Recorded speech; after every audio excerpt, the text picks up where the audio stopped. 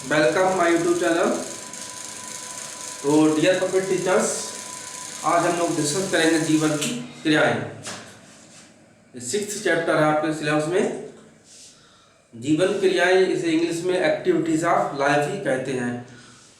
जो जीवन है, प्लांट और एनिमल्स दोनों में जीवन पाया जाता है। दोनों में कई तरह की क्रियाएं समानताएं होती हैं, कई तरह की क्रियाएं होती हैं। तो इन जो क्रियाएं होती हैं, इन सबकी स्टडी की जाती है। इन सब क्रियाओं की स्टडी जिस ब्रांच में की जाती है उसे कहते हैं फिजियोलॉजी। तो physiology deals with study of activities of life. Physiology deals with study of activities of life. Physiology क्या होता है? जो भी एक्टिविटीज लाइफ हमारी होती है उन सब की हम लोग स्टडी करते हैं। तो इनमें कई जो एक्टिविटीज होती हैं, सब में भोजन, फीडिंग होती है। जितने भी चाहे प्लांट्स हो चाहे एनिमल्स हो, हम सबको अपना जीवन गुजारने के लिए, जीने के लिए भोजन की जरूरत होती है। प्लांट्स जो होते हैं वो अपना भोजन स्वयं बना लेते हैं फोटोसिंथेसिस प्रोसेस द्वारा, और एनिमल्स होते हैं भोजन के लिए प्लांट्स पे डिपेंड होते हैं। तो भोजन होता है, हम मनुष्य भी करते हैं, एनिमल्स करते हैं, प्लांट्स इन सब में होता है। फिर दूसरी बात है श्वसन, रेस्पिरेशन।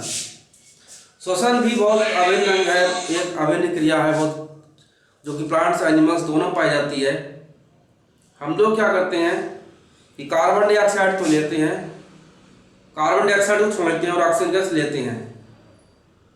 मनुष्य लोग ऑक्सीजन गैस लेते हैं, सांस लेते हैं और CO2 निकालते हैं। प्लांट जो होते हैं वो उल्टा करते हैं, वो CO2 एब्जॉर्ब कर लेते हैं और O2 निकालते हैं। तो रेस्पिरेशन बहुत इंपॉर्टेंट प्रोसेस है। अगर रेस्पिरेशन नहीं होगा तो डेथ हो जाएगी, चाहे प्लांट्स हो चाहे एनिमल्स हो। और रेस्पिरेशन के कई अलग अलग अंग होते हैं, कहीं गैस द्वारा है, कहीं नाक द्वारा होता है, कहीं रहता है, कहीं एनिमल्स रहता है कि जैसे मछली में गैस द्वारा रेस्पिरेशन होता है, हम लोग नाक से करते हैं। फिर बात आती है उत्सर्जन, एक्सक्रीशन। हम लोग जो भी खाना पीना खाते हैं, हम लोग हैं, प्लांट्स हैं, तो जो वेस्ट मटेरियल होता है वो निकलता सीड से है। वेस्ट मटेरियल जिस प्रोसेस से निकलता है उसी को एक्सक्रीशन कहते हैं। स्टूल है, टॉक्सिक चीजें निकलती हैं, पसीना निकलता है, एक्सक्रीशन मैटर होता है, यूरिन निकलती है। पसीना जो निकलता है उससे हमारी बॉडी का टेम्परेचर मेंटेन रहता है। प्लांट्स में भी एक्सक्रीशन होता है, उनमें लेटेक्स निकलता है, प्लांट्स में है, गोंद निकलता रहता है, प्लांट्स से है, ट्रांसपीरेशन प्लांट्स में होता रहता है। तो इस तरह से एक्सक्रीशन भी होता है। फिर है ग्रोथ।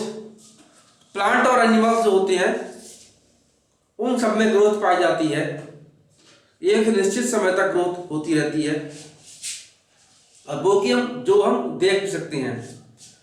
एक छोटा बच्चा होता है, बड़ा होता है, फिर इस तरह से प्लांट्स भी आप लगाते हैं, छोटा प्लांट होता है, बड़ा पौधा बन जाता खूब है। फिर आता है मूवमेंट, गति। प्लांट्स और एनिमल्स दोनों में लोकोमोशन, प्लांट्स में छोटे छोटे होते हैं, लोकोमोशन पाया जाता है, उनमें होता है। एनिमल्स में भी गति पाई जाती है, हम लोग चलते हैं, घूमते फिरते हैं। प्लांट्स में जो एक्वाटिक प्लांट्स होते हैं उनमें लोकोमोशन होता है। पढ़ा भी होगा आप लोगों शायद इस तरह से। वहाँ जब हवा चलती तब भी पानी फ्लोटिंग करते थे, फिर काई होती जैसे होती है, एक स्थान दूसरे स्थान पे मूव कर जाती है, इस तरह से। तो इनमें भी लोकोमोशन या मूवमेंट होता है। देन रिप्रोडक्शन, प्रजनन। जितने भी जीवधारी होते हैं उन सब में अपने जैसी संतान उत्पन्न करने की क्षमता होती है, इसी को बोलते हैं रिप्रोडक्शन। एनिमल्स में भी होता है और प्लांट्स में भी होता है। जब भी किसी की डेथ होती है तो उससे पहले वो अपनी संतान उत्पन्न करके जाता है। अगर ऐसा नहीं होता तो सृष्टि नहीं चल रही होती। तो रिप्रोडक्शन भी प्लांट्स एनिमल्स दोनों में होता है। वो अलग बात कहीं सेक्सुअल रिप्रोडक्शन हो रहा है कि असेक्सुअल रिप्रोडक्शन हो रहा है, वो अलग अलग स्टडी की जाती इसकी है, फिलहाल इतना डीपली है नहीं आपके यहाँ। देन सेंसिटिविटीज, संवेदनशीलता। संवेदनशीलता पाई जाती है, हम लोग सेंसिटिव होते हैं। अगर अचानक बहुत ज़्यादा गर्मी पड़े तो क्या होता है, हमें ऐसा होता है कि धूप हो रही है, हम अंदर आ जाते हैं। आग जल्दी उंगली पहुंच जाए तो हमें एहसास होता है कि आग जल रही है, आग लग गई है, तो उंगली हटा लेते हैं। कोई पिन चुभ जाए तो तुरंत हाथ हटा लेते हैं। सब क्या सेंसिटिविटी चीजें हैं।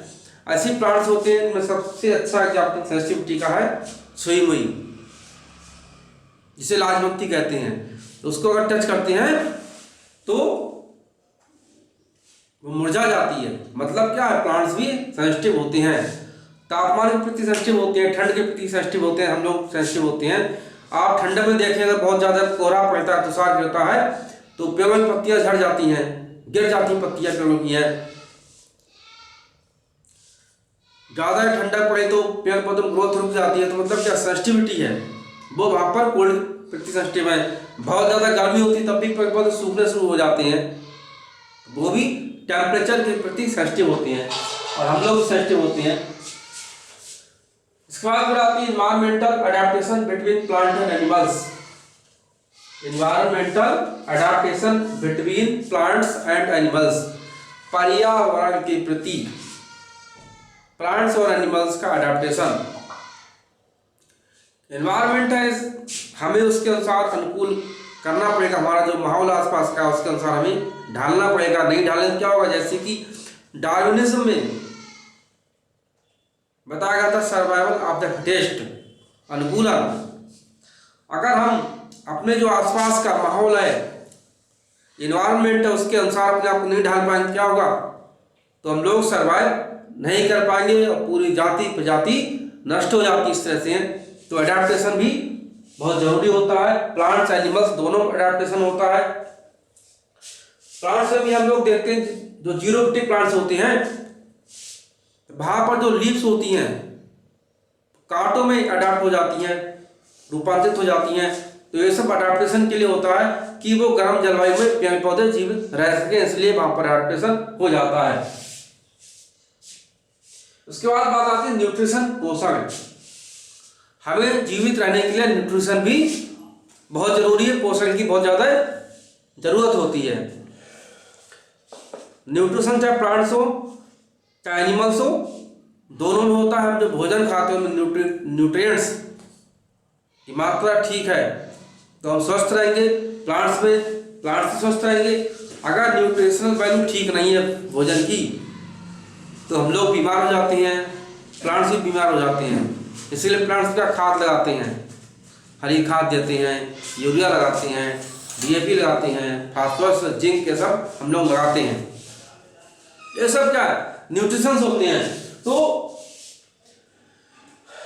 न्यूट्रिशन एलिमेंट कौन कौन से होते हैं, पोषक तत्व हमारे कौन कौन से होते हैं, उनमें प्रोटीन्स है। प्रोटीन्स जो होती हैं ये अल्फा अमीनो एसिड से मिलकर बनी होती हैं। इनमें अनेक अल्फा अमीनो एसिड जो होते हैं वो आपस में पेप्टाइड बॉन्ड द्वारा जुड़े हुए होते हैं। और अनेक जब दो अल्फा अमीनो एसिड मिलते हैं तो डाई पेप्टाइड बनता है, तीन अल्फा अमीनो एसिड मिलते हैं तो ट्राई पेप्टाइड बनता है, ट्राई पेप्टाइड में अगेन अल्फा अमीनो एसिड मिलता है तो टेट्रा पेप्टाइड बनता है। और जब कई अमीनो एसिड मिलते जाते हैं तब पॉली पेप्टाइड चेन बनती है, और कई पॉली पेप्टाइड चेन के मिलकर के हमारी ये प्रोटीन चेन का फॉर्मेशन होता है। इस तरह से हमारी प्रोटीन बनती है। और जब प्रोटीन का हाइड्रोलिसिस होती है, प्रोटीन की जल से रिएक्शन होती है, तो लास्ट में फाइनली हमें फिर से अल्फा अमीनो एसिड मिलता है। तो प्रोटीन हमारी दो तरह की होती है, प्लांट प्रोटीन और एनिमल प्रोटीन। प्लांट्स प्रोटीन होती है, जैसे हमें व्हीट है, ग्राम है, सोयाबीन है, ऑल पल्सेस, जितने भी दाल होती हैं उन सब में प्रोटीन पाई जाती है। एनिमल प्लांट प्रोटीन होती है गेहूं, चना, सोयाबीन आदि, इन सब में प्रोटीन पाई जाती है। सोयाबीन ग्लाइसिन मैक्स होता है, सबसे अधिक प्रोटीन सोयाबीन में पाई जाती है। इसके बाद फिर एनिमल्स प्रोटीन होती है। एनिमल प्रोटीन मिल्क है, एग है, फिश है, मीट है, इन सबसे हम एनिमल प्रोटीन मिलती है। इसके बाद मिनरल्स की बात आती है। मिनरल्स होते हैं फास्फोरस है, आयरन है, कैल्शियम है, तो ये सब मिनरल्स पाए जाते हैं। फास्फोरस होती है, अस्थियों का फॉर्मेशन होता है, हेयर्स में इसका उपयोग होता है। आयरन होता है, आयरन होता है एनीमिया की कमी को दूर करता है। हीमोग्लोबिन बढ़ाता है, आयरन होगा तो हीमोग्लोबिन ज़्यादा होगा हमारे अंदर, एनीमिया की शिकायत हमारे लिए नहीं होगी। ऐसे कैल्शियम होता है, कैल्शियम भी बोन्स के लिए बड़ा फायदेमंद होता है। इसके बाद में हमारे आते हैं विटामिन। विटामिन भी एक बहुत अच्छा न्यूट्रिशन होता है। अगर प्रॉपर मात्रा में विटामिन हमें मिलते रहेंगे तो हमारा शरीर स्वस्थ रहता है, डिजीज नहीं होती हमारी। जब विटामिन भी यहाँ पर दो तरह की होती हैं, एक वाटर सॉल्युबल विटामिन होती है, फैट सॉल्युबल होती हैं। वाटर सॉल्युबल होती हैं विटामिन बी और विटामिन सी वाटर सॉल्युबल होती हैं। विटामिन बी की कमी से बेरी रोग होता है, विटामिन सी की कमी से स्कर्वी रोग होता है। ऐसे ही फैट सॉल्युबल विटामिन होती हैं, विटामिन ए डी ई के हमारी फैट सॉल्युबल होती हैं। तो इस तरह से ये विटामिन होती हैं, इनका हमारी लाइफ में बहुत बड़ा इंपॉर्टेंट रोल है। प्रॉपर मात्रा में विटामिन लेनी चाहिए। अगर विटामिन हम लोग नहीं लेते हैं तो हमें डिजीज हो जाती है, रोगों का सामना करना पड़ जाता है। उसके बाद classification of living organism, basis of nutrition. Classification of living organism, basis of nutrition. पोषण के आधार पर हमारे जो लिविंग ऑर्गेनिज्म है उनका क्लासिफिकेशन। तो ये होते हैं, दो टाइप होते हैं, एक हेटेरोट्रॉफ होता है, ऑटोट्रॉफ होता है। हेटेरोट्रॉफ वो होते हैं, इन्हें हिंदी में स्वपोषी कहते हैं, जो अपना भोजन स्वयं बना लेते हैं। प्रोड्यूसर, जितने भी ग्रीन प्लांट्स हैं वो सब अपना भोजन स्वयं बना लेते हैं by the process of photosynthesis. Sunlight जब आकर ग्रीन प्लांट्स पर गिरती है तो क्लोरोफिल लाइट रेडिएशन को ऑब्जर्व करती है, उससे क्या होता है, जो CO2 एंड वाटर होती हैं वो कार्बोहाइड्रेट ग्लूकोज में चेंज हो जाती हैं। तो ये फोटोसिंथेसिस होती है, हरे पौधों में पाई जाती है। और हेटेरोट्रॉफ्स होते हैं, फिर हेटेरोट्रॉफ्स वो होते हैं जो अपना भोजन स्वयं ना बना पाए। हेटेरोट्रॉफ्स भी दो तरह होते हैं, सैप्रोजोइक और पैरासिटिक। सैप्रोजोइक मृतोपजीवी, जो सड़े गले ऑर्गेनिक पदार्थ होते हैं उनसे अपना भोजन प्राप्त करते हैं, उन्हें कहते हैं सैप्रोजोइक। राजोपसई, ईस्ट है, मशरूम है, जो छाता छतरी जैसे हम देखते हैं, कुकुरमुत्ता जिसको बोलते हैं, आप देखते हैं बरसात दिनों में खासकर सड़े गले चीजें होती हैं उन पर उगाती हैं। ये सब अपने जो सड़े गले ऑर्गेनिक मटेरियल होते हैं उनसे अपना भोजन प्राप्त करते हैं। और पैरासाइट परजीवी होते हैं जो दूसरे ऊपर कहते हैं खून चूसते हैं हमारा, वो दूसरे ऊपर डिपेंड रहे, पैरासाइट होती हैं। जैसे कि एस्केरिस होता है, हम लोग के शरीर के अंदर बच्चों में खासकर ज्यादा हो जाता है, एस्केरिस पैदा हो जाता है।